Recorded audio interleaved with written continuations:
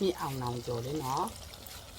မြင်အောင်လာကြည့်လိုက်တော့စဉ်းစားလာကြည့်လိုက်တော့အမျိုးတွေဘယ်နှရှင်လုံးနေထားလို့တိတ်ထားတာမို့လို့တဲ့ရှဲဒီမှာကဲမင်္ဂလာပါအမျိုးတို့ရေ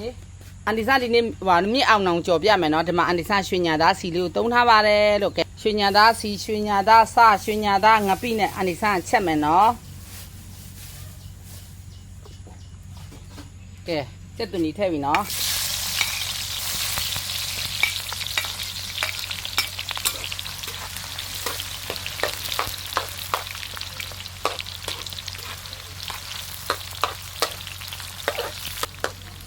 ကဲဒီမှာစက်သွနီထည့်ပြီနော်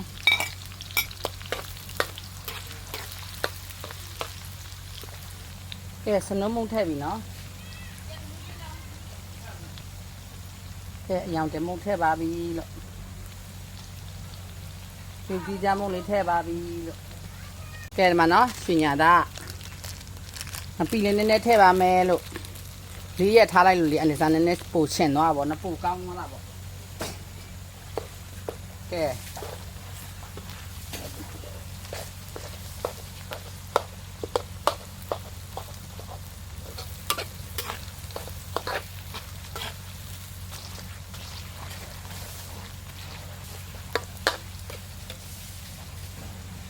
မနော်အနေစမ်းတိတ်ထားတဲ့မြစ်ကအဲ့လို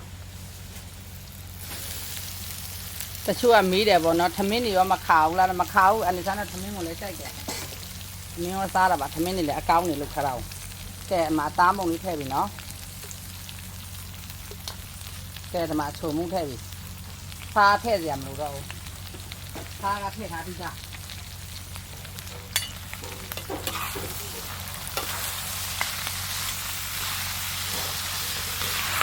ဒီနေ့ချက်တဲ့နေ့ဆိုရင်စမ်းတော့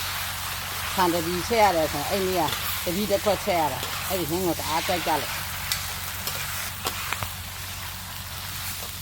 ဒါမြင့်အောင်နောင်လို့ခေါ်တယ်နော်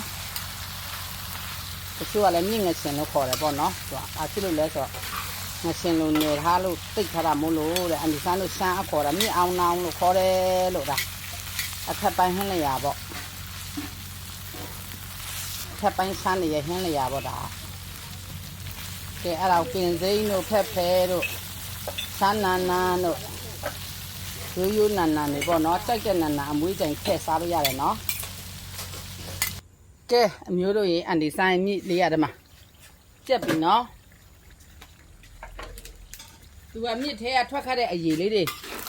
ခန်းလွှမ်းရပြီနော်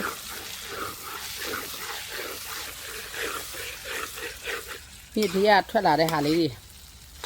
မြစ်ရှင်တွေကထွက်လာတဲ့အရည်လေးတွေပေါ့ကွယ်ချင်သွားတဲ့အရည်လေးတွေခန်းသွားရင်ရပါပြီလို့ကဲအန်ဒီစားတယ်မှာနော်ငရုတ်ပြီးထည့်ပြီနော်တန်းဟွာလေးတွေတလော်ဒီလေးတွေပေါ့ကဲဒီမှာနော်ဒီမှာဒါပင်စိမ်းကဲဒီမှာဖက်ဖဲအဲ့ဒါဒီနဲ့မွေးနေရမယ်ကဲ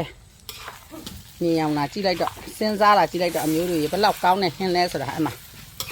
အန်ဒီဆိုင်ဟင်းရလေရှဲဒီမှာ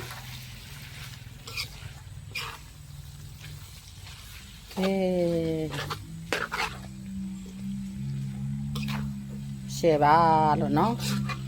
အဲ့လိုလေးကြော်စားကြမြစ်ကိုလည်းဒီတိုင်းကြီးရဲ့ပဲနဲ့ကြော်ဒီတိုင်းရိုးကြော်ချင်းဟင်းချက်ရိုးရွားလေးနော်ဒီလိုလေးလှုပ်စားတယ်မခဲရဲမဘူးဘယ်သူမှဆိုလှုပ်တတ်တယ်နော်ကဲအဲ့လိုလေးပါလို့ကဲအမှကြည့်လိုက်တော့လောက်စားကြစရာကောင်းတယ်လဲဆိုရင်စားမြစ်ကြော်လေးနော်မြစ်အောင်နောင်ကြော်လေးနော်မြစ်ကိုရှမ်းလို့နော်လို့ခေါ်တယ်နော်ကဲအဲ့လိုလေးကြော်စားကြနော်ကဲအားလုံးဒီကောင်းကြမှာပြီထမင်းမိန်ကြပါစေတဘာဝကပ်ပြီး